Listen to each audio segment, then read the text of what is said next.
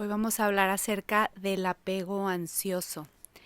Esta es una pregunta constante que recibo en terapia de cómo trabajarlo. ¿Qué es el apego ansioso? ¿De dónde proviene? A veces creemos que nuestras necesidades afectivas son normales y no hay una normalidad o una anormalidad, pero de pronto algo se vuelve muy patológico y nos despierta esta inquietud de ver por qué soy así. ¿Por qué siento este miedo? ¿Por qué tengo esta incertidumbre constante? ¿Por qué tengo esta necesidad? Y entonces puedes empezar a indagar en tu interior. De pronto hay gente que no le gusta indagar porque le da más miedo saber qué tiene, pero para mí es súper interesante descubrir cómo nos movemos, qué hacemos, cuáles son nuestras necesidades para poderlas trabajar y pues irnos sintiendo un poco mejor. El constante en un apego ansioso pues es la inseguridad. Entonces es importante definir qué es el apego inseguro o el apego ansioso. Hay otro término que se llama apego ambivalente. Este apego se desarrolla en la infancia y está marcado por esta sensación de incertidumbre. Se caracteriza siempre por un miedo. ¿El miedo a qué? Si tú te lo preguntas, ¿es miedo al abandono o miedo a estar solo? Es una necesidad constante de contacto y tener esa cercanía en las relaciones. Sobre todo luego se ve en la relación de pareja, que hay alguien que tiene el apego ansioso y está constantemente necesitando esta validación, esta cercanía, este contacto. Eso no es bueno ni malo, o sea, no significa que sea algo malo, pero de pronto se vuelve como algo de insatisfacción, o sea, porque por más contacto que tenga la persona es como si no fuera suficiente y sintiera una sensación de vacío. ¿Cuáles son estas características del apego ansioso? Pues hay una teoría del apego que es la de John Bowlby. El apego ansioso pues se desarrolla como resultado de una o varias experiencias en la infancia en las que el niño, en esa etapa, el niño no se sintió seguro o protegido por sus cuidadores.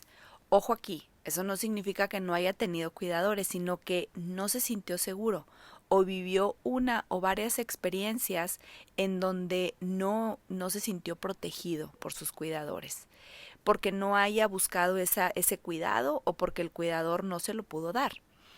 Algunas de ellas pues son esta necesidad, decía ahorita, de constante contacto, el miedo a la separación, la inseguridad y también los celos. Entonces, en la adultez, cuando tú ves que es como necesito tener contacto todo el tiempo, necesito estarme chateando todo el tiempo, necesito estar en constante aprobación, que me digan que me quieren, que me digan que todo está bien, y que aunque te lo digan, sigues sintiendo ese hueco en el estómago, sigues sintiendo ese miedo, sigues sintiendo esa inseguridad, pues es importante trabajarlo.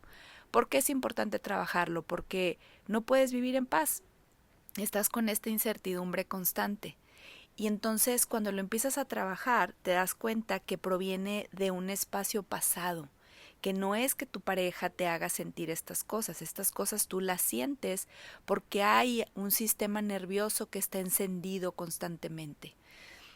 Al día de ayer yo fui a ver la película de Intensamente 2 y me encantó. Se la súper recomiendo. Es una película, al principio me pareció que estaba un poco rápida, o sea, como que era demasiada información tan rápida y luego le platiqué yo a mi hija y me dice, mamá, pues es que ahorita todo sucede rápido, en TikTok recibes información súper rápido. Y yo sí, pero me pareció que había cosas muy importantes al principio de la película que eran como que me hubiera gustado que hubieran estado explicadas como más lento, pero es una excelente película para entender acerca de la ansiedad, para entender acerca de la inseguridad, de los pronósticos futuros. Entonces, bueno, volviendo al tema del apego, esta sensación de ansiedad, de este apego ansioso, es bien interesante porque puede llegar a que la pareja lo sienta muy abrumador. O sea, si tu pareja de pronto es como que, híjole, aunque le dé muchos abrazos ya, aunque le esté diciendo constantemente que todo está bien, aunque constantemente le esté dando validación, reconocimiento, pareciera que hay un vacío insaciable, hay algo que no está satisfecho, ¿no? Y este es el trabajo terapéutico que se tiene que hacer. No es trabajar como el apego en sí, de descubrir de dónde viene, o sea, sí puedes hacer ese trabajo en terapia, de ir a descubrir qué pasó en tu infancia y liberar ese trauma o liberar ese dolorcito, ese sufrimiento que se generó allá, porque no te sentiste seguro, porque no te sentiste protegido, porque algo sucedió. Una vez que tú haces eso y trabajas el trauma, es como si volvieras a sentir seguridad en el presente. El cerebro tiene sus mecanismos de protección, el cerebro tiene este modo supervivencia activado y eso no significa que en el presente esté pasando algo, pero en el pasado sí pasó. Entonces, decía que en el tema de la pareja, pues se tiene en cuenta que este tipo de apego puede afectar negativamente porque puede generar dificultades para confiar en los demás y sentir seguras las relaciones. Yo veo mucho este patrón de que las personas sienten inseguridad en la relación. Es como si la relación, aunque todo esté bien, aunque todo esté en forma, aunque todo esté con las mejores intenciones, la persona no siente esa sensación de seguridad. ¿Y qué problemas pueden venir? Al no sentir seguridad, pues va a ir a buscar seguridad en otro lugar o va a ir a estar constantemente recibiendo, necesitando estas muestras de afecto, de aprobación, de validación, ¿no? Entonces hoy vamos a hablar de cómo lo trabajamos nosotros en terapia, pero es indispensable que tú vayas a tu terapia. Pero primero quise hacer como esto para que descubras y sepas pues de dónde viene, qué se siente. Si resuenas con esto, si te identificas con esto, bueno, vas directamente con alguien especialista en apego para que te ayude a trabajarlo. Pero vamos a hablar aquí rápidamente de qué es lo que yo he descubierto en mi faceta terapéutica, que es cómo lo trabajo, cómo se puede empezar a ver, ¿no? Primero, pues una de las estrategias para poder superar este tipo de apegos, pues obviamente decía ahorita que es ir a terapia, porque ahí vas a comprender la raíz de dónde viene todo esto, vas a poder manejar tus emociones y sobre todo tus pensamientos, que al final del día los pensamientos van a instalar patrones de creencias y las creencias son las que afectan estas relaciones. Entonces el primer paso que yo les invito a mis pacientes es a que analicen su comportamiento. O sea, es importante entender cómo actúas. A ver, ¿qué hice? ¿Qué hice cuando no me contestó? ¿Qué sentí? ¿A qué tenía miedo? Y empiezas como a indagar un poco ahí. Empiezas como a decir, oye, y si no me contestas y se tarda unas horas, ¿qué significa para mí? Que ya me terminó y por qué me voy hasta esos extremos. O sea, empiezas a analizar tu comportamiento, ¿no? En la terapia, obviamente, pues vas a analizar completamente y vas a identificar esos patrones que te están haciendo daño en el presente. ¿Qué más? ¿Qué más trabajamos aquí en terapia? Pues la comunicación. La comunicación efectiva es la clave. La persona, pero si no te conoces, si no sabes cuándo empiezas a sentir eso, si no dices yo necesito que me estés diciendo cómo hacerle para no, o darme esta seguridad, o para mí me hace sentir seguro esto, o yo dármelo a mí mismo. El tercer paso para mí es la autoestima. El segundo es la comunicación y el tercero es la autoestima. La persona que empieza a trabajar en su autoestima, hay un cambio drástico en esto, pero sobre todo cuando te das cuenta de que en tu pasado y revisas la historia y hay un trauma y hay algo que pasó en el pasado y cuando revisas esa historia, esa experiencia del pasado y el terapeuta te invita a procesar esas experiencias, empieza el cerebro a sentir una sensación de paz y tranquilidad. Es algo que sucede muy interesante a nivel cognitivo. Entonces, al revisar nuestra historia de vida y ver en terapia qué pasó allá y trabajar ese trauma, es como si empezaras a sentir un poco de valor y valentía. Entonces, recuperas tu autoestima. Y bueno, el siguiente trabajo prácticamente es seguir cuidando de ti, dedicar tiempo a ti, a tus proyectos, a realizar actividades que te gustan, a ponerte a trabajar. Hay muchas veces que la persona ansiosa y con este tipo de apegos no puede trabajar.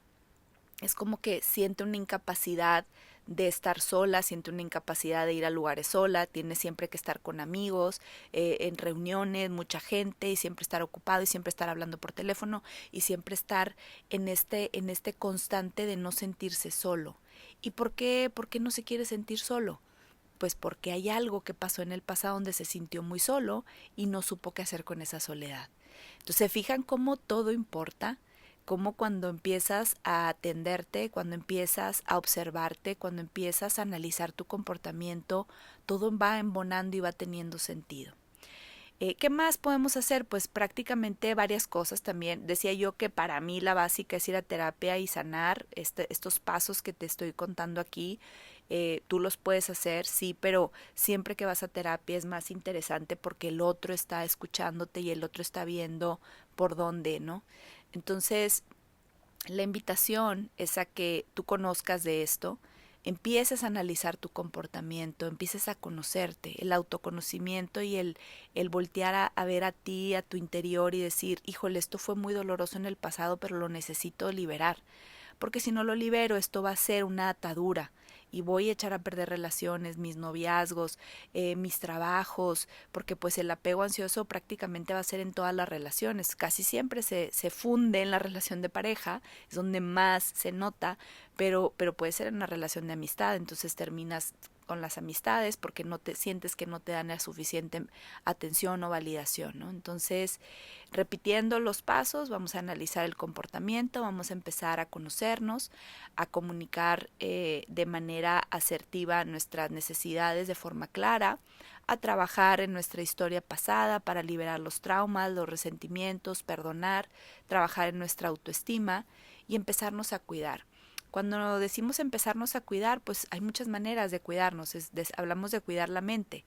Podemos empezar a meditar, podemos empezar a trabajar en nuestra autoestima, podemos empezar a reconocernos, a validarnos, a saber estar con nosotros mismos. Así que la invitación es a que comiences pues a conocerte, a ver de dónde viene eso y a que lo trabajes en tu sesión terapéutica.